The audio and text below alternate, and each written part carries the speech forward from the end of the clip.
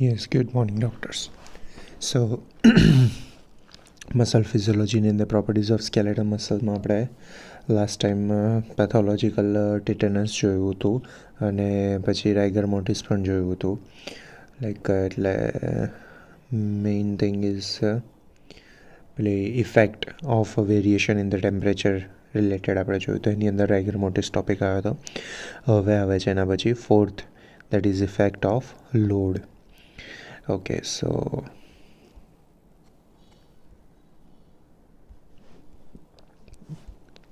Yes, શું કહે છે કે load acting on muscle is of two type, after load અને ફ્રી લોડ. બે ટાઈપના લોડ હોય છે, આફ્ટર લોડ કહેવાય એકને, બીજાને ફ્રી લોડ કહે છે. તો what is after load? So after load is the load that act on muscle after the beginning of muscular contraction. After load એ એવો લોડ છે કે જે કોન્ટ્રેક્શન એક વખત સ્ટાર્ટ થઈ ગયું છે, એ થઈ ગયા પછી એનો મસલ ઉપર લોડ પડવાનો સ્ટાર્ટ થાય છે, એને આફ્ટર લોડ કહે છે. તો again after load is the load that act on muscle after the beginning of muscular contraction. Muscular contraction start થઈ ગયા પછી એ એક્ટ કરવાનું સ્ટાર્ટ કરે છે, that is after load. Example of after load is lifting any object from the ground. Okay, એટલે કોઈપણ ઓબ્જેક્ટને આપણે ગ્રાઉન્ડ ઉપરથી ઊંચું કરીએ એનું એક્ઝામ્પલ છે, પણ એમાં કઈ રીતે લોડ લાગે છે? તો the load act on the muscle of arm only after the lifting the object of the ground. એટલે નીચે લઈએ છીએ અથવા તો એને પકડીએ છીએ એ વખતની વાત નથી, પણ ગ્રાઉન્ડ ઉપરથી જ્યારે એને ઉપરની સાઈડ લિફ્ટ કરતા હોઈએ છીએ એ વખતે જે લોડ લાગે છે, that is called the after load. The load act on muscles of arm only after lifting the object of the ground. એટલે ઊંચું કર્યા પછી, ઇવન પકડીએ છીએ એ વખતે બી નહીં, એને ખેંચતી વખતે. ઓકે, પણ અહીંયા એવું લખ્યું છે ઊંચું કરતી વખતે. પર સે સપોઝ વધારે હેવી વસ્તુ છે ને તમે નથી ઊંચું કરી શકતા, બટ કોન્સ્ટન્ટલી પુલ કરો છો તો એ વખતે પણ લોડ લાગવાનો સ્ટાર્ટ થઈ જાય છે. So that is only after the beginning of muscular contraction. Muscle contract થવાનું સ્ટાર્ટ થશે એ પછી જ એની ઉપર લોડ લાગે છે. ઓકે, સો વન્સ અગેન આફ્ટર લોડ શું છે? તો after load is a load that act on the muscles after the beginning of muscular contraction. Example of after load is lifting any object from the ground. The load act on the muscle of arm only after lifting the object off the ground. ઊંચું કર્યા પછી લાગે છે એ. That is only after beginning of the muscular contraction. Okay, એના પછી આવે છે free load. So free load is the load which act on the muscle freely even before the onset of the contraction of the muscle. It is otherwise called the forced load. Example, free load is filling water from a tap by holding the bucket in the hand. Okay, શું કહે છે અહીંયા કે free load એ એવો load છે કે જે which act on the muscles freely, જે મસલ ઉપર ફ્રીલી એક્ટ કરે છે before the onset of contraction start નથી થયું એ પહેલાં પણ મસલ ઉપર એ ફોર્સ લાગતો હોય છે. It is otherwise called the fore load. એટલે પહેલાં લાગવાવાળો લોડ. પેલું આફ્ટર લોડ કીધું, આ ફોર લોડ કીધું. આનું એક્ઝામ્પલ શું કહે છે? તો example of a free load is filling water from a tap by holding a bucket in the hand. આપણે ડોલ પકડી રાખી છે અને નળ ચાલુ છે અને એની અંદર પાણી લાઈક પડે રાખે છે, એનાથી ભરાતું જતું હોય છે, તો એ વખતે જે લોડ કન્ટિન્યુઅસલી લાગતો જાય છે, વધતો જાય છે, that is free load. Again example of a free load is filling water from tap એટલે નળ by holding the bucket in the hand. ચાલુ નળમાંથી આપણે ખાલી બકેટ પકડી રાખ્યું હોય અને પાણી ભરતા હોઈએ એ વખતે જે લોડ લાગે છે એ that is free load or fore load તરીકે કહેવાય છે. પછી આપણે એને ઊંચું કરીને લઈ જઈએ છીએ, એમ એ રીતની વાત છે. આઈ મીન ઊંચું કરીને એટલે કેરી કરીને લઈ જાય છે, બાકી ઊંચું તો રાખવાની જ વાત છે. હવે બંને વચ્ચે આ વધારે તમને ક્લિયર થશે.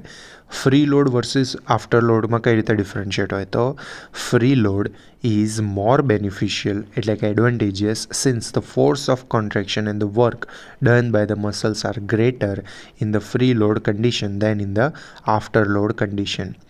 એટલે શું કહે છે કે ફ્રી લોડ એ વધારે બેનિફિશિયલ છે. કઈ રીતે કે since the force of contraction અને work done by the muscles are greater in free load condition than in the after load condition. એટલે સે સપોઝ ચલો તમે જે ડોલ પકડી રાખી હતી, હવે એને પાણી ભરતા હતા, એના કરતાં નીચે પડેલી ડોલ ઊંચી કરવાની વાત આવે છે. સો એ બંનેમાં ડિફરન્શિએટ કઈ રીતે, એડવાન્ટેજ કયામાં વધારે, તો ફ્રી લોડમાં વધારે. કઈ રીતે, free load is more beneficial since the force of contraction and the work done by the muscle are greater in the free load condition. તો કેમ એવું છે, તો it is because in free load condition the muscle fibre are stretch and the initial length of muscle fibre is increase. એટલે say suppose ચલો હવે બે વસ્તુ ઇમેજિન કરો કે 5 લીટરની તમારે 5 લીટર પાણી ભરીને જવાનું છે, બરાબર. નીચેથી તમે બકેટ ઊંચી કરો છો એ વખતે, ઓર એલ્સ જ્યારે બકેટ પકડી રાખી છે અને પાણી ભરાય છે એ વખતે, તો કયામાં ઇઝીલી લાઈક કેરી પહેલી વસ્તુ ભૂલી જાઓ કે એકદમથી પેલું લાંબો ટાઈમ માટે તમારે ઊંચું કરવું પડશે. પણ આ કન્ડિશનમાં થાય છે શું, ધીરે ધીરે વજન એની ઉપર જ્યારે વધતું જતું હોય ને, તો એવી કન્ડિશનમાં મસલ ઓલરેડી સ્ટ્રેચ કન્ડિશનમાં હોય છે, જ્યારે પહેલું તો નવેસરથી જ એને સ્ટ્રેચ કરીને આપણે પુલ કરવું પડે છે. So in a free load condition the muscle fibre are stretch and the initial length of the muscle, શરૂઆતના જે મસલની લેન્થ ફાઇબર છે, મસલ ફાઇબરની જે લેન્થ છે ઇઝ ઇન્ક્રીઝ, શરૂઆતની લેન્થ વધી જાય છે. It facilitate the force of contraction, એના લીધે કોન્ટ્રેક્શન ઓફ ફોર્સ લાગી શકે છે. This is according with the Frank Starling લો.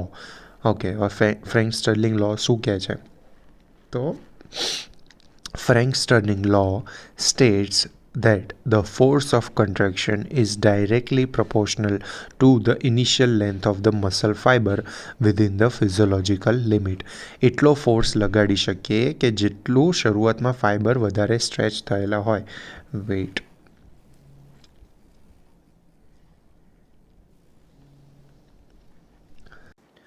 ચલો ડોલનું જ એક્ઝામ્પલ લઈએ આપણે.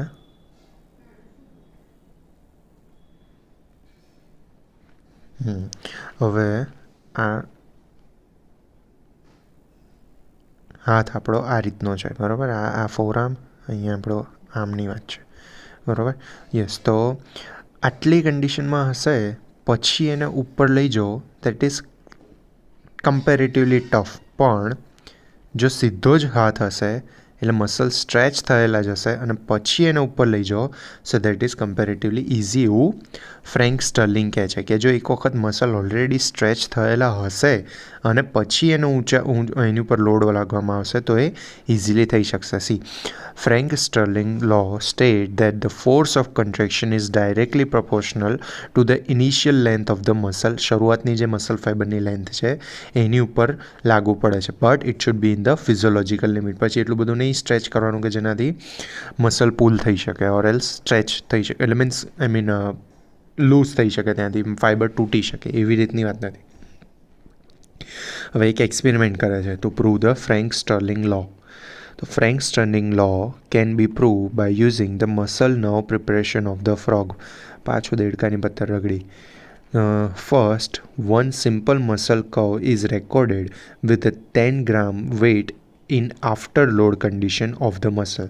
Figure 30.8, let's see. તો આની અંદર શું બતાવ્યું છે, સી કે 10 ગ્રામ સાથે એને જ્યારે સ્ટિમ્યુલસ પછી આપવામાં આવે છે તો એ વખતનું કોન્ટ્રેક્શન કેટલું છે, એ પછી 20 ગ્રામે થોડું ઓછું થાય છે, 30 ઓછું થાય છે. સો અહીંયા શું બતાડે છે કે 10 ગ્રામ ની એની ઉપર લોડ રાખેલો છે આપણે, અને પછી એની ઉપર આપણને લાઈક એને પુલ કરવાનું કહેવામાં આવે છે કે એટલે કે સ્ટિમ્યુલસ આપવામાં આવે છે. તો એ વખતે કોન્ટ્રેક્શન કેટલું છે, તો એ વખતે સૌથી પીક છે. પછી જેમ આપણે વેઇટ વધારતા જઈએ છીએ એમ કોન્ટ્રેક્શન ધીરે ધીરે ઓછું, an means force of contraction be ગણી શકાય અને કોન્ટ્રેક્શનનું લાઈક કેટલું કોન્ટ્રેક્શન થાય છે એ પણ ધીરે ધીરે ગ્રેજ્યુઅલી ઓછું થતું જાય છે. 120 એકદમ ઓછું છે. Okay, yes. તો સૌથી પહેલાં શું કીધું કે Frank Starling law can be prove by using the muscle nerve preparation of the frog. First, one simple muscle curve is recorded with the 10 gram weight in after load condition of the muscle. પછી શું કરવામાં આવે છે, then many contraction are recorded by increasing the weight every time until the muscle fail to lift the weight or till the curve become almost flat near the baseline. Okay, એટલે ધીરે ધીરે ધીરે વજન વધારતા ગયા અને કોન્ટ્રેક્શન કેટલું થાય છે માપતા ગયા. તો ક્યાં સુધી માપ્યું, તો ઓલમોસ્ટ જ્યાં સુધી કર્વની ફ્લેટ લાઇન નથી થઈ જતી, બેઝ લાઇન જોડે મેચ નથી થઈ જતી ત્યાં સુધી. The workload done by the muscle is calculated for every weight. જે કેટલું વર્ક કર્યું છે અને લોડ કેટલો વર્કલોડ કર્યો છે એ મેજર કર્યું દરેક વખતે. Effect of increasing the weight of after load condition are. શું થઈ કે જેમ જેમ આપણે 10નું 20 30 એમ કરતા ગયા તો ઇફેક્ટ શું આવી. તો first, force of contraction decreases gradually. ધીરે ધીરે કોન્ટ્રેક્શનનો ફોર્સ ઘટવા માંડ્યો. લેટન્ટ પીરિયડ હતો એ વધવા માંડ્યો. Latent period prolongs. Contraction and relaxation period shorten. Contract થવાનો ટાઈમ અને રિલેક્સેશન થવાનો ટાઈમ એ પણ ઘટ્યો. બરાબર, લેટન્ટ પીરિયડ વધ્યો અને કોન્ટ્રેક્શન અને રિલેક્સેશનનો ટાઈમ ઘટે છે. ફોર્સ ઓફ કોન્ટ્રેક્શન પણ ગ્રેજ્યુઅલી ઓછો થતો જાય છે. આફ્ટરવર્ડ્સ the muscle with the weight added to the last contraction in after load condition is brought to the free load condition and stimulated. Now the muscle contraction and the curve is recorded. The work done by the muscle is calculated. પછી free load તરીકે માપવામાં આવ્યું આપણે. તો એવી કન્ડિશનમાં જો માપવામાં આવ્યું તો શું થયું કે work done in the free load condition is more than after load condition. એટલે અહીંયા આગળ અહીંયા જે વર્ક થયું એ વધારે હતું કમ્પેર ટુ આફ્ટર લોડમાં. Work done in a free load condition is more than in the after load condition. This proves the Frank's turning law, that is the force of contraction is directly proportional to the initial length of the muscle fiber. See, આમાં કદાચ તમને હજી સમજવું confusion થતું હોય, but હજી એક simple franks Starling લો છે ને મેઇનલી હાર્ટની અંદર જ એનો યુઝ થતો હોય છે. તો આપણે એ જ રીતે યુઝ કરીએ કે સે સપોઝ ચલો આ હાર્ટ છે, બરાબર. હવે આ પેલા 4 ચેમ્બર.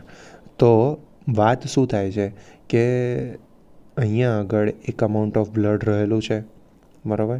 હવે એને બહાર કાઢવાનું છે તો આ જે મસલ છે એને કોન્ટ્રેક્ટ આ બાજુ થવું પડશે. વેઇટ, બીજો કલર લો. તો એનું કોન્ટ્રેક્શન અંદરની સાઈડ થવું પડશે, બરાબર. હવે સે સપોઝ આ લેન્થ ઉપર છે એની જગ્યાએ આ મસલ્સ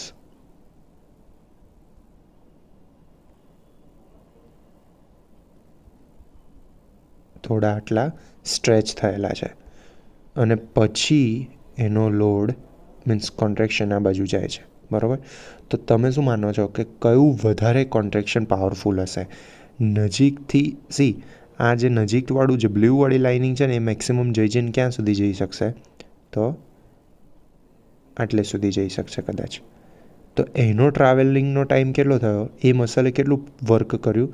તો ખાલી આટલું જ વર્ક કર્યું કહેવાય. જ્યારે આ મસલ જે આટલે દૂર હશે, સ્ટ્રેચ થયેલા છે એના ફાઈબર, એને જો વર્ક કરવાનું આવશે તો એનો વર્કલોડ કમ્પેરેટિવલી વધારે હશે. તો એનાથી બ્લડ બહાર પંપ આઉટ વધારે થઈ શકશે, એનો ફોર્સ વધારે લાગશે. વન્સ અગેન સી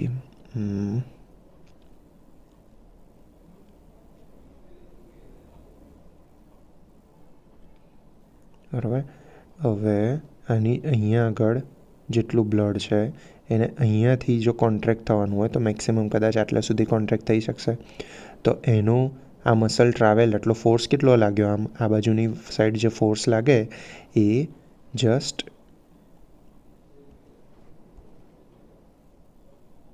આટલું જ એણે ટ્રાવેલ કરીને ફોર્સ લગાવ્યો. એની જગ્યાએ જો હું અત્યારે એવું માનું કે આ મસલની વોલ આટલી સ્ટ્રેચ હતી અને પછી એ ફોર્સ લગાડે છે આટલો, તો એનો લોડ કમ્પેરેટિવલી વધારે હશે. એટલે એવું કહે છે કે મસલ ફાઇબર જો ફિઝિયોલોજિકલ લિમિટમાં, પછી એબ નોર્મલી મોટા હોય એવું નહીં, બરાબર, ફિઝિયોલોજિકલ લિમિટની અંદર જો સ્ટ્રેચ થયેલા હશે તો એનો વર્ક કોનું કોન્ટ્રેક્શન કમ્પેરેટિવલી પહેલાં કરતાં વધારે સારું થઈ શકશે. Okay, so work in a free load condition is more than in after load condition. This proves Frank-Stirling law, that is, the force of contraction is directly proportional to the initial length of the muscle fiber. Obviously જે પહેલો phenomena અહીંયા બતાવ્યો કે આ જે છે અહીંયા આ જે મેં બહારની લાઈન બતાવી તો એની અંદર મસલ ફાઇબર વધારે સ્ટ્રેચ થયેલા હશે, એની લેન્થ વધારે હશે કમ્પેર ટુ અંદરવાળા કરતાં. સો એટલા માટે એવું કહે છે કે this proves the Frank-Stirling law, that is, the force of contraction is directly proportional to the initial length of the muscle fiber. Okay, so work done by the muscle કઈ રીતે calculate કરી શકાય? તો work done is calculated by the formula work done is equal to W into H, જ્યાં આગળ W એટલે કે weight lifted by the muscle અને H that is height up to which the weight is lifted. બરાબર, હવે અહીંયા આપણને એમ થાય કે પાછું હાર્ટનું કન્ફ્યુઝન થશે, તો વેઇટ એટલે આની અંદર કેટલું લિક્વિડ છે એની, એટલે કેટલું બ્લડ છે એની વાત છે, અને હાઇટ તો હાઇટની જગ્યાએ અહીંયા આપણે આ ટ્રાવેલ ગણી લઈશું કે કેટલું અને કેટલે અંદર સુધી ગયો. બરાબર, સેમ રીતે જો પેલી ડોલ ઊંચી કરવાની વાત આવતી હોત, ડોલ વોટ એવર ગણી લો, તો કેટલો ભાર છે અંદર અને જમીનથી કેટલું ઊંચે સુધી ઉપાડ્યું છે એની વાત છે. તો ડબલ્યુ એટલે વેઇટ અને H is equal to height which weight is lifted. H is determined by the formula. કઈ રીતે એચ નક્કી કરવામાં આવે છે? તો H is equal to I into H upon L. હવે this formula is derived as follow. કઈ રીતે આવે છે એ જોઈએ. તો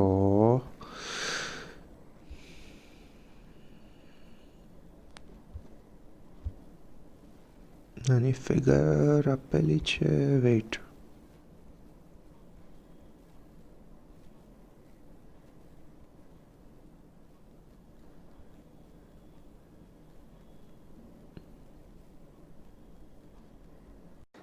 આ આપણને જે ફોર્મ્યુલા બતાવ્યું છે તો સી અહીંયા આગળ વર્ક ડન બાય મસલનું એક રીતે આપણે પેલું લેબોરેટરીની અંદર જે વર્ક કરીએ છીએ એની વાત છે. સો સી અહીંયા બે ટ્રાયેંગલ બને છે, ABC અને DEC. બરાબર, એના ઉપરથી આપણને પેલું ઉપર જોઈએ છે કે પેલું આપણે કહેતા હતા ને ત્રિકોણ ABC ઇઝ ઇક્વલ ટુ ત્રિકોણ DEC, એ રીતની વાત છે. અને AB is equal to height, પણ એમાં પણ કઈ કે height of the curve, small h is equal to height up to which weight is lifted, કે જ્યાં સુધી વેઇટને લિફ્ટ કરવામાં આવ્યું છે એની વાત છે. W is equal to weight, જે અહીંયા નીચે લગાવેલું છે. અને જે C પોઈન્ટ બતાવેલો છે દેટ ઇઝ ફલ્ક્રમ. ઓકે, સો આના ઉપરથી આપણે અહીંયાનું જોઈએ છે તો formula as derive as follow. તો સી ત્રિકોણ ABC ઇઝ ઇક્વલ ટુ ત્રિકોણ DEC. હવે એમાં BC એટલે આ બંને ત્રિકોણ સરખા છે તો એના પ્રમાણે BC એટલે સી અહીંયા આપણે BC પ્રમાણે જોવા જઈએ તો BC is equal to L. બરાબર, લેન્થની વાત છે તો length between the fulcrum and writing point, જ્યાંથી આપણે સ્ટાર્ટ કરીએ છીએ એની વાત છે. બરાબર, so L is equal to length between the fulcrum and writing point. તો BC is equal to L એ રીતે નક્કી થયું. તો અહીંયા L શું છે? Length between the fulcrum and writing point. So that will એને નામ આપ્યું આપણે L. હવે એમાં નીચે EC કોને કીધું છે? Let's see. જો એટલે જ્યાંથી વેઇટ લગાવ્યું છે અને ત્યાંથી C સુધીનો પોઈન્ટ. તો EC એટલે એને આપણે સ્મોલ I નામ આપ્યું છે. તો it is a length between the fulcrum and the point where the weight is added, જ્યાંથી વેઇટ એડ કર્યું ત્યાંની વાત છે. So that is I is equal to હવે બીજી બાજુ AB અપોન DE. AB એટલે કે હાઇટ, જે H આપણે કેપિટલ આ જે આખો નીચેની જે આખી લેન્થ આપણે કન્સિડર કરતા હતા કે હાઇટ ઓફ ધ કર્વની વાત છે, આખા કર્વની જે હાઇટ છે એની વાત છે. અને upon small h again height of up to which weight is lifted. So એના પરથી આપણે જો આવી રીતે કરીએ તો આ ફોર્મ્યુલા ઉપરથી આપણને શું મળે છે? તો H અહીંયા સામેની સાઈડ જતો રહેશે, એલની જોડે આવતો રહેશે, અહીંયા બંને ક્રોસ ક્રોસ ગુણાકાર એમ એવું જ કહેતા હતા કદાચ આપણે. યસ, તો એના પ્રમાણે આપણે જ્યારે એચ શોધવા જઈએ એટલે સ્મોલ એચ શોધવા જઈએ કે જેટલું વેઇટ લિફ્ટ થયું છે, તો એ પ્રમાણે આપણને મળે I into H upon L. Okay, so work done by the muscle is equal to, પછી આપણે ડબલ્યુને સામેની સાઈડ ડબલ્યુ ઇન્ટુ એચ હતું ને, સી ઉપર અહીંયા સ્મોલ એચ માટે આપણે કર્યું ને અહીંયા કે work done is equal two W into H, કે ભાઈ વેઇટ ઇન્ટુ જેટલું ટ્રાવેલ મીન્સ વર્ક કર્યું છે જેટલી હાઇટ સુધી વેઇટને લિફ્ટ કર્યું છે એ સ્મોલ એચ. તો એના પરથી આપણે શું થશે, ડબલ્યુ ઇન્ટુ એચની આપણે વેલ્યુ મૂકી, આ એચની value I into H upon L. So એ સેમ વસ્તુ W into I into H upon L. હવે એને શેમાં મપાય છે, તો gram into centimetre, gram centimetre. So work done is express as erg or gram centimetre. Okay, so this is the formula. Work done by the muscle is equal to weight into I into H upon L, gram centimeter. Now optimum load આવે છે, તો optimum load is the load at which work done by the muscle wait. Optimum load is a load at which work done by the muscle is maximum. જ્યારે એ મસલ્સથી maximum work થયું હોય that is known as a optimum load. બરાબર, મધ્યસ્થ load તરીકે ઓળખવામાં આવે છે. ઓકે, હવે એના પછી આવે છે લેન્થ ટેન્શન રિલેશનશિપ. સી હવે બધી જેટલી વસ્તુઓ આવે છે ને એ બધી કાઇન્ડ ઓફ કોમ્પ્લિકેટ લાગી શકે છે, બટ આપણે ફિગર વાઇઝ જઈશું ધીરે ધીરે અને સિમ્પ્લિફાઈ કરવાનો ટ્રાય કરીશું. ઓકે, સો એ આવે છે લેન્થ ટેન્શન રિલેશનશિપ. તો એમાં શું કહે છે કે tension or force develop in the muscle during the resting condition and during contraction varies with the length of the muscle. તો મસલ્સની અંદર ટેન્શન અથવા તો ફોર્સ જે ડેવલપ થાય છે રેસ્ટિંગ કન્ડિશનમાં અને ડ્યુરિંગ કોન્ટ્રેક્શનમાં, એ બંને અલગ અલગ હોઈ શકે, વેરી કરી શકે છે. અગેન, મસલના રેસ્ટિંગ કન્ડિશનની અંદર અને મસલના કોન્ટ્રેક્શનની કન્ડિશનની અંદર જે પણ ટેન્શન અને ફોર્સ ડેવલપ થાય છે એ બંને જ વેરી કરતું હોય છે. બરાબર, again tension or force develop in the muscle during resting condition and during contraction varies with the length of the muscle. બરાબર, લેન્થ પ્રમાણે એ ટેન્શન અને ફોર્સ બદલાતો રહેતો હોય છે.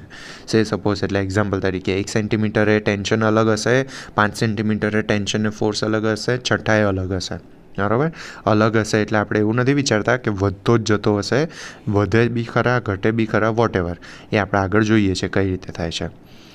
યસ, તો tension develop in the muscle during resting condition is known as a passive tension. Resting condition, muscle જે resting કન્ડિશનની અંદર છે અને એની અંદર જ્યારે એ જે ફોર્સ લાગી રહ્યો છે એ મસલની અંદર, એને કહેવાય છે પેસિવ ટેન્શન. કારણ કે એની અંદર આપણે કંઈ કરવાનું નથી હોતું. સી, આપણને એવું થાય કે રેસ્ટિંગ કન્ડિશનમાં તો થોડો એની અંદર કંઈ ફોર્સ લાગતો હશે. તો સે સપોઝ તમારી અત્યારે તમારો હાથ એ આવી રીતે ટેબલ ઉપર મૂકી દો, એકદમ સિમ્પલ મીન્સ નોર્મલ કન્ડિશનમાં, તો આંગળી તમારી કંઈ સીધી રહે છે? બધી નહીં રહે. બરાબર, કેમ? બધી આમ વળેલી રહેતી હોય છે. સો આવી કન્ડિશન, હવે એને બીજા હાથથી આંગળીઓને આમ સીધી કરવાનો ટ્રાય કરો અને પછી છોડી દો, તો પાછી એમની એમ કન્ડિશનમાં આવી જાય છે. તો રેસ્ટિંગ કન્ડિશનની અંદર પણ કેવું, મસલ્સની અંદર એક ટેન્શન રહેલું છે કે ટેન્શનની ઓપોઝમાં તમે વર્ક કરો તો આંગળીઓ સીધી થશે, ઓર એલ્સ છોડી દો તો બધી પાછી આવી જાય છે. So this is known as a passive tension, કે ભાઈ એની ઉપર આપણે કંઈ ફોર્સ નથી લગાવતા, પણ એ રેસ્ટિંગ કન્ડિશનની અંદર પણ એક ટાઈપનું પેસિવ ટેન્શન એની અંદર છે જ. Okay, so tension develop in the muscle during resting condition is known as a passive tension. હવે શું કહે છે કે tension develop in the muscle during the isometric contraction is called as a total tension. હવે આંગળી આપણે એકદમ પહોળી કરી દીધી છે, બરાબર, એટલે એ જ આપણે મીન્સ કોઈ પણ સપાટી ઉપર આપણો હાથ આમ પામ ઉપરને ફેસ કરીને એમને રિલેક્સ કન્ડિશનમાં મૂક્યો છે. હવે અત્યારની કન્ડિશનમાં આંગળીઓની અંદર જે નોર્મલ આપણો હાથ છે એમાં આંગળીઓ આપણી વળેલી છે, બરાબર. તો એવી કન્ડિશનની અંદર એક મિનિટ તમને ફિગરમાં આવીશ, કદાચ વધારે ક્લિયર થશે. યસ,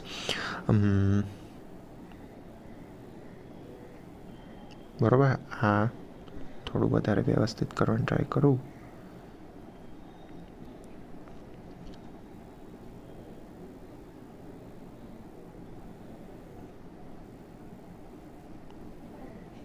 બરાબર. આ સપોઝ આ ટેબલ ઉપર તમે આમ હાથ મૂકેલો છે તો નોર્મલ કન્ડિશનની અંદર આંગળીઓ આવી વળેલી રહેશે.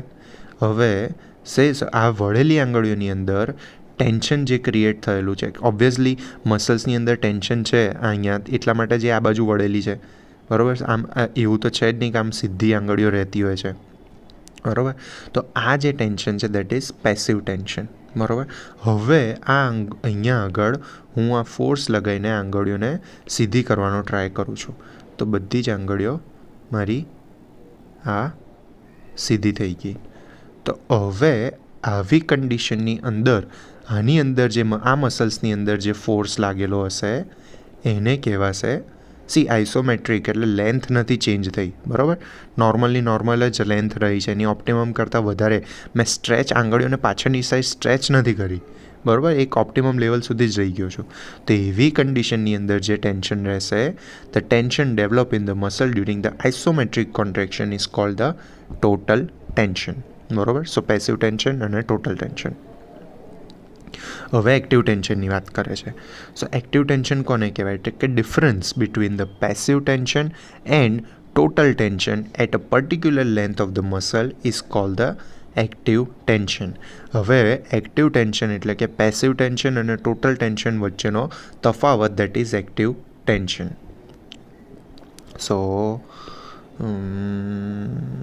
ફરી વખત, difference between the passive tension and total tension at a particular length of the muscle is called the active tension. Active tension is considered as the real tension that is generated in the muscle during the contractile process. It can be determined by the length tension curve. So આપણે આ figure ઉપરથી જોઈએ કે suppose આ passive tension અત્યારે રહેલું છે એ કેટલું છે અને એક્ટિવ ટેન્શન કેટલું, એક્ટિવ ટેન્શનમાં આપવું હોય તો total tension difference between the passive tension and total tension is known as a active tension. કે સપોઝ આપણે ચલો એવી રીતે માપીએ કે પેસિવ ટેન્શન છે એ 10 રહેલું છે, એક્ટિવ ટેન્શન છે એ 15 રહેલું છે, તો બંને વચ્ચેનો ડિફરન્સ છે that is 5, that is active tension. Okay. So differentiate કરવાની વાત છે બંને વચ્ચેને કે different between the passive tension and the total tension at a particular length, પણ એ particular length of the muscle is called the active tension. Active tension is considered as a real tension and that is generated in the muscle during the contractile process. It can be determined by the length tension curve. આપણે જોઈશું. Okay. હવે આવે છે length tension curve. So the length tension curve is the curve that determines the relationship between the length of the muscle fiber and the tension developed by the muscle. એવો curve છે કે જે શું બતાવે છે? which determines the relationship between the length of the muscle fiber and the tension developed by the muscle fiber. કે ભાઈ particular length ઉપર એ મસલ્સની અંદર ટેન્શન કેટલું રહેલું છે એ બતાવે છે. Okay. So it is also called the length force curve. એને લેન્થ ફોર્સ કર્વ પણ કહેવામાં આવે છે. The curve is obtained by using, કઈ રીતે કરવામાં આવે છે? તો frog gastrocnemius sciatic preparation. Okay. એક ફ્રોગનું ગેસ્ટ્રોનિમસ મસલ સાયટિક પ્રિપેરેશન લેવામાં આવે છે. Muscle is attach to micrometer on the one end and to the force transducer on the other hand. Okay. અહીંયા આગળ ફિગર બતાવેલી છે.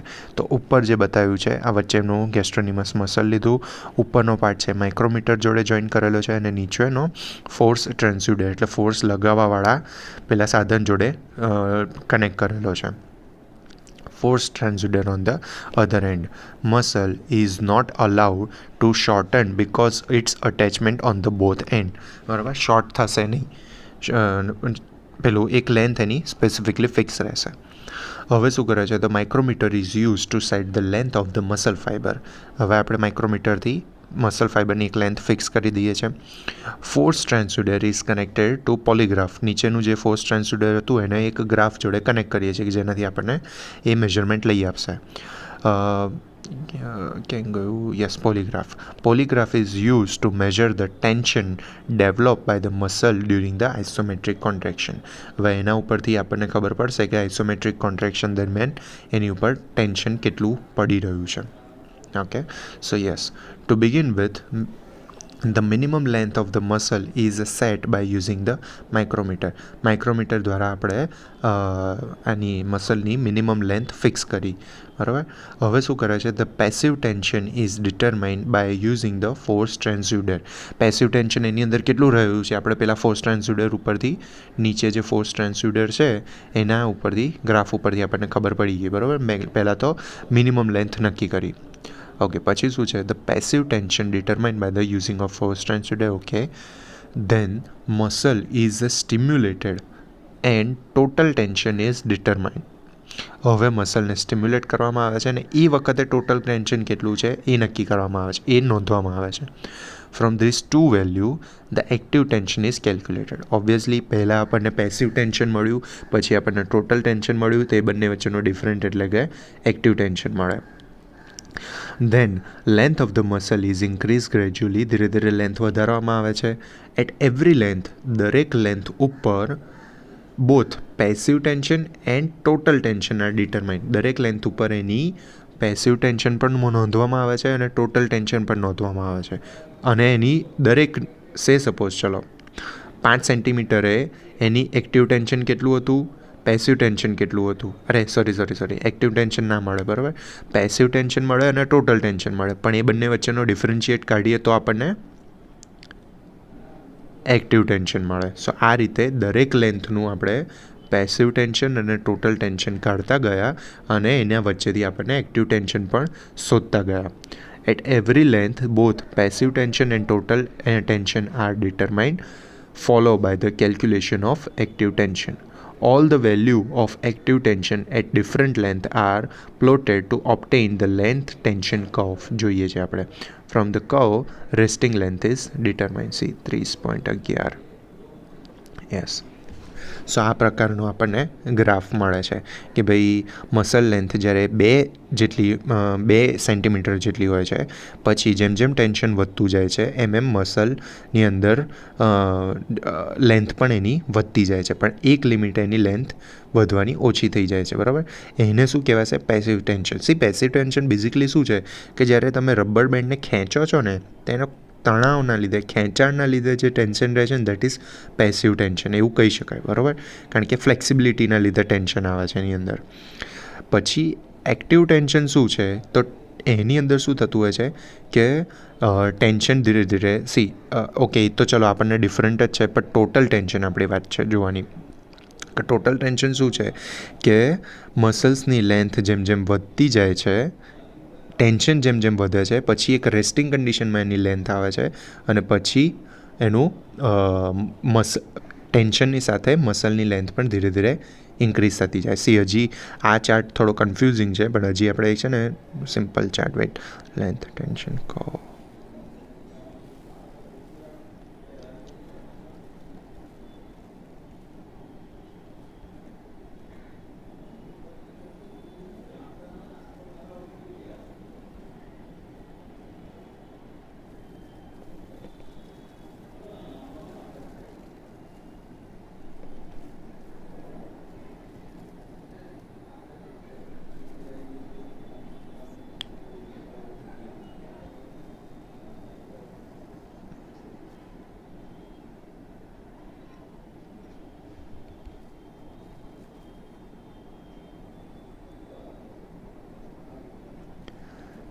આની અંદરથી છે ને તમને ક્લિયરલી એ રીતે ખબર પડશે. બેઝિકલી આપણે આ બતાવે છે એમાં કહે છે શું કે એક ટાઈમે આપણું લેન્થ ભલે વધતી જાય છે મસલની, પણ ટેન્શન એમાં ઓછું થઈ જાય છે. એક્ટિવ ટેન્શન એકદમથી ઓછું થઈ જાય છે. તો એવું કેમ થાય છે? એક્ટિવ ટેન્શન બેઝિકલી કહેવાય શું? ડિફરન્ટ છે એ તો બરાબર છે, બરાબર, પણ આમ એકચ્યુઅલમાં છે શું એક્ટિવ ટેન્શન?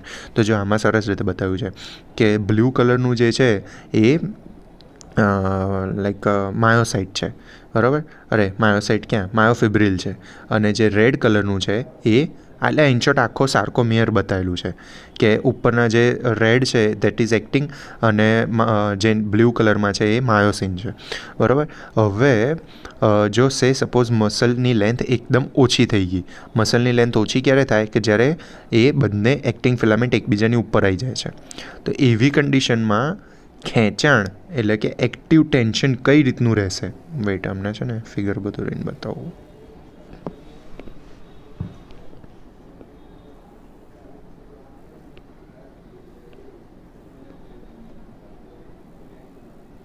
આ નોર્મલ કન્ડિશન,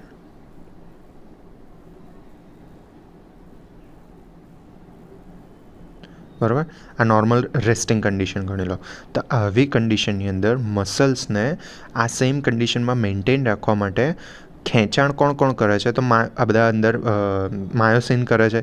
તો અહીંયા એક્ટિવ માયોસિન કેટલા કેટલા કહેવાય, તો ઉપરના 3, નીચેના 3, આ 3, આ 3, બરાબર, એટલે 3 ને 3 6 ટોટલ 12 માયોસિન છે અહીંયા. તો 12 માયોસિન એ પોતાનું બળ લગાવે છે, બરાબર. હવે સપોઝ આપણે મસલ્સની લેન્થ વધારીએ છીએ,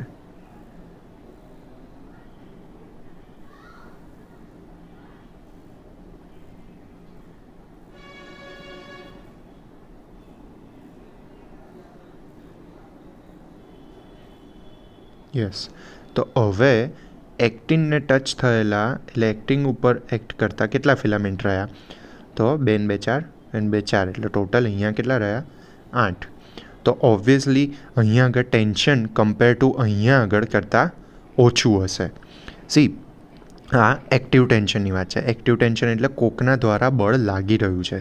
સી, પેસિવ ટેન્શન એટલે શું છે કે ભાઈ આ ઇલાસ્ટિસિટી ધરાવે છે, બરાબર. તો ઇલાસ્ટિસિટીના લીધે એ રિકોઇલ થવાનું પેલું ગુણધર્મ ધરાવે જ છે, બટ એ એક્ટિવ ટેન્શન નથી, એ પેસિવ છે કે ભાઈ રબર છે તો એને ખેંચ્યું છે તો પોતાની જગ્યાએ પાછું આવવાનું જ છે ઇલાસ્ટિસિટી દ્વારા.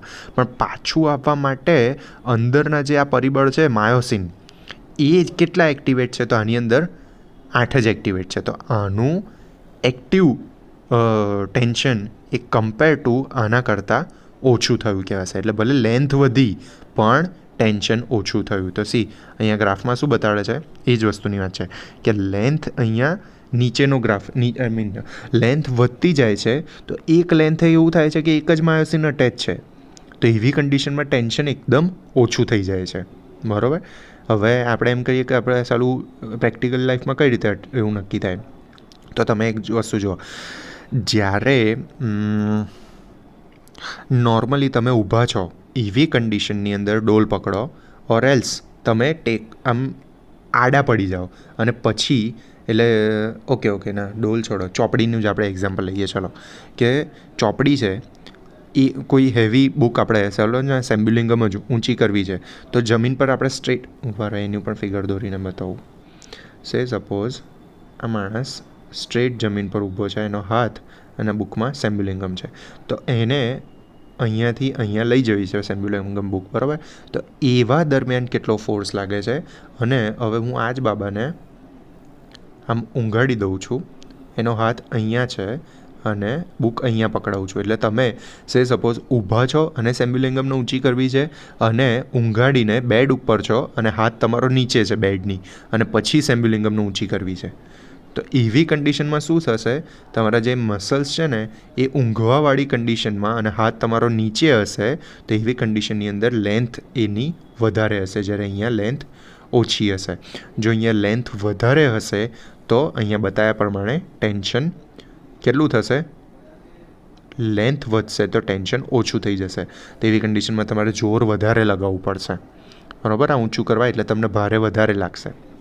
સો આ તો જસ્ટ ઊંઘાડવાનું એનું એક્ઝામ્પલ, કારણ કે મારે લેન્થનું બતાવું હતું એટલા માટે કે લેન્થ કઈ રીતે ડિફર થતી હોય છે.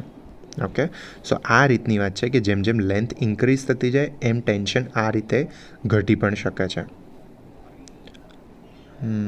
ઓકે, સો આપણે ક્યાં આગળ હતા, યસ, હા, ઓકે. એના પછી આવે છે resting length. Yes, resting length is the length of the muscle at which active tension is maximum. કેમ? કારણ કે આપણે અહીંયા બતાવ્યું હતું ને પેલું કે રેસ્ટિંગ લેન્થની અંદર મેક્સિમમ માયોસાઇટ એ વર્ક કરતા હોય છે. તો વર્ક કરતું ટેન્શન હોય તો ડેટ ઇઝ એક્ટિવ ટેન્શન. તો એટલા માટે કીધું કે રેસ્ટિંગ લેન્થની મસલના રેસ્ટિંગ લેન્થની અંદર એક્ટિવ ટેન્શન એ મેક્સિમમ હોય છે. Active tension is proportional to the length of the muscle up to the resting length. Beyond the resting length the active tension decreases. એટલે એવું કહે છે કે active tension proportional to the length જેટલી હોય એટલું એક્ટિવ ટેન્શન લેન્થ જેટલી એક રેસ્ટિંગ કન્ડિશન કરતાં જો લેન્થ વધારે વધશે તો એક્ટિવ ટેન્શન ઓછું થશે. બટ રેસ્ટિંગ કન્ડિશન સુધી જો લેન્થ ઘટશે તો એક્ટિવ ટેન્શન ઇન્ક્રીઝ થશે. હજી આપણે એક પ્રોપર ફિગર સાથે સમજાવું.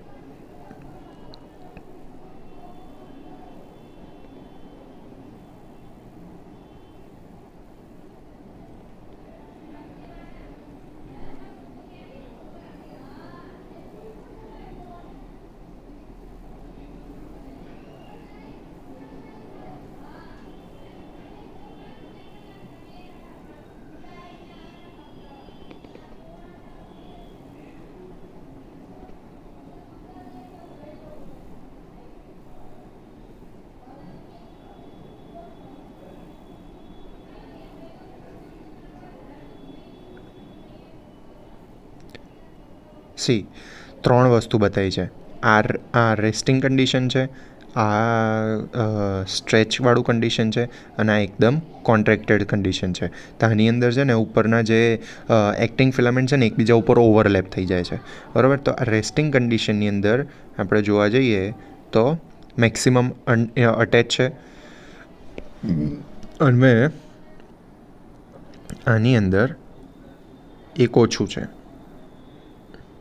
હવે આ સિચ્યુએશન કે જે કોન્ટ્રેક્ટેડ સિચ્યુએશન છે, રેસ્ટિંગ કરતાં પણ નાનું, તો એની અંદર છે ને 3 હશે, પણ થશે પ્રોબ્લેમ શું થશે કે એક તો ફિલામેન્ટ આનો જ આવી જશે, બીજાનો ઓવરલેપ થશે.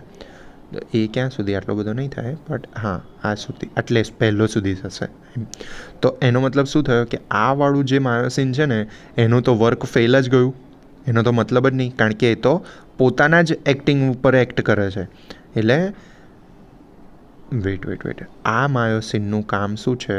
આ માયોસિનનું કામ એક્ટિનને, એની ઉપરવાળું જે એક્ટિન છે ને એને આમ ધકેલવાનું છે, બરાબર, ખેંચીને આમ ધકેલવાનું. પણ જો આ વાળું એક્ટિન અહીંયા આવી જશે તો એ એક્ટિન આમ જાય છે અને આવું આ માયોસિન જે છે એને આ બાજુ ઘસેડશે. કેમ? કારણ કે એનું તો ફિક્સ જ છે કે એ આ બાજુ જ ઘસેડે. તો એનો મતલબ શું થયો કે આનું વર્ક ફેલ થઈ જાય, એટલે એ કામ જ ના કરે, ઓવરલેપ થાય એટલે. સો એટલા માટે એવું કહેવાય કે એક રેસ્ટિંગ કન્ડિશન સુધી, રેસ્ટિંગ કન્ડિશનની અંદર ટેન્શન હાઈએસ્ટ હોય છે, બરાબર, અને એક લિમિટ સુધી એ વધતું જાય છે એક્ટિવ ટેન્શન. પછી જો વધારે કોન્ટ્રેક્ટ થાય તો હવે અગેન આ વસ્તુ શું થઈ કે આ માયોસિન તો ફેલ થઈ જશે, આ બે જ એક્ટિવ રહ્યા, જે અહીંયા રહેતું તે એવું ને એવું જ થશે ઓવરલેપની કન્ડિશનના લીધે કે ભાઈ માયોસિનનું આ જે લેફ્ટ સાઈડવાળા જે માયોસિન છે ને એમનો ધકેલવાનો પુલ કરવાનો એરિયા કયો છે? તો આ બાજુનો છે, રાઈટ સાઈડનો છે. પણ જો આ બાજુવાળા એટલે કે રાઈટ સાઈડવાળા માયોસિન એક્ટિંગ એ અહીંયા ઓવરલેપ થશે તો આની અગેન બરોબર તમને છે ને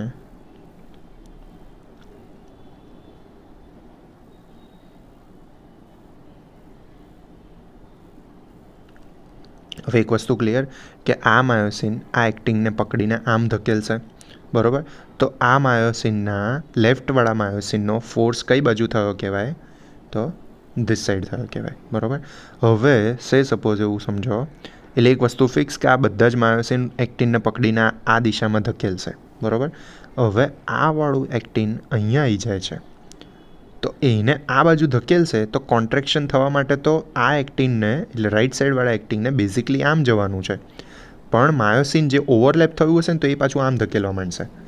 એટલે એવું કહે છે કે એક રેસ્ટિંગ પીરિયડ કરતાં જો વધારે મસલ એકબીજા જોડે આવી રીતે કોન્ટ્રાક્ટ થશે તો ઓવરલેપિંગના લીધે એની અંદરનું એક્ટિવ ટેન્શન જે હશે કે જે માયોસિનના લીધે હોવાનું છે એ ઘટવા લાગશે. Okay, so active tension is proportional to the length of the muscle up to the resting length. Beyond the resting length, the active tension decreases. Okay, yes. તો એના પછી આવે છે ટેન્શન વર્સિસ ઓવરલેપ માયોફિલામેન્ટ. તો એની અંદર શું કહે છે કે length tension relationship is explain on the basis of sliding of acting filament over the myosin filament during the muscular contraction. એ આપણે જે વસ્તુ હમણાં સમજાય એની જ વાત છે કે લેન્થ ટેન્શન રિલેશન એ કઈ રીતે નક્કી કરાય કે એક્ટિન અને માયોસિન એકબીજા ઉપર કઈ રીતે સ્લાઇડ કરે છે કોન્ટ્રેક્શન વખતે. Active tension is proportional to overlap between the actin and myosin filament in the sarcomere and number of cross bridges formed between the actin and myosin filament. See, cross bridges એટલે શું છે કે ભાઈ કેટલા myosin એક્ટિંગને પકડીને આ બાજુ ખેંચે છે. એટલે મેં કીધું હતું ને કે પેલામાં ટોટલ 12 એક્ટિવ રહેતા હતા, પેલામાં 8 એક્ટિવ રહેતા હતા, એવી રીતની વાત છે. સો એ 12 એક્ટિવ રહેતા હતા એનો મતલબ 12 ક્રોસ બ્રિજીસ બન્યા હતા. જેટલા ક્રોસ બ્રિજીસ વધારે બનશે એટલું એક્ટિવ ટેન્શન વધારે રહેશે. Okay, so yes, can you yes, the active tension is proportional to overlap between the actin and myosin filament in the sarcomere and number of cross bridges formed by between the actin and myosin filament. When the length of muscle is less than the resting length, there is an increase in the overlap between the actin and myosin filament and the number of cross bridges. The active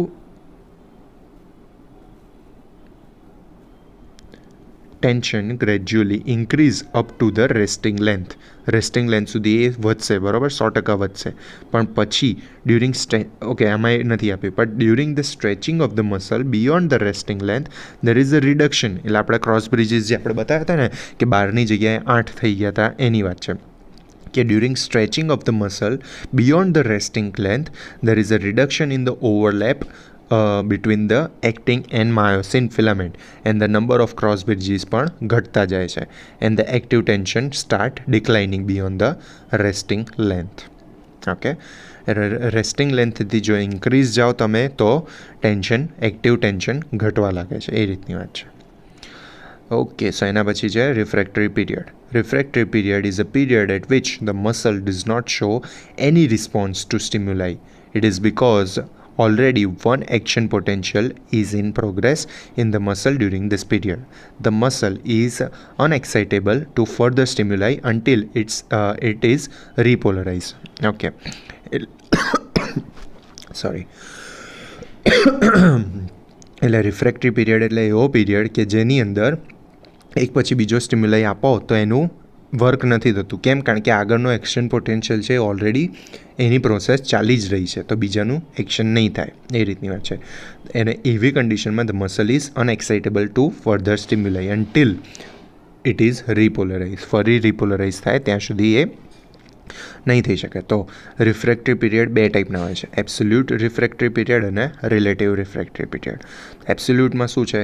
the absolute refractory period is a period during which muscle does not show any response at all whenever whatever may be the strength of the stimuli. કોઈ ગમે તેટલી strength લગાવો, એક વખતે પેલું ચાલી રહ્યું છે આગળવાળાનું કોન્ટ્રેક્શન, તો પછી આમાં એ ઉમેરો નહીં કરે, બરાબર. So that is called the absolute refractory period.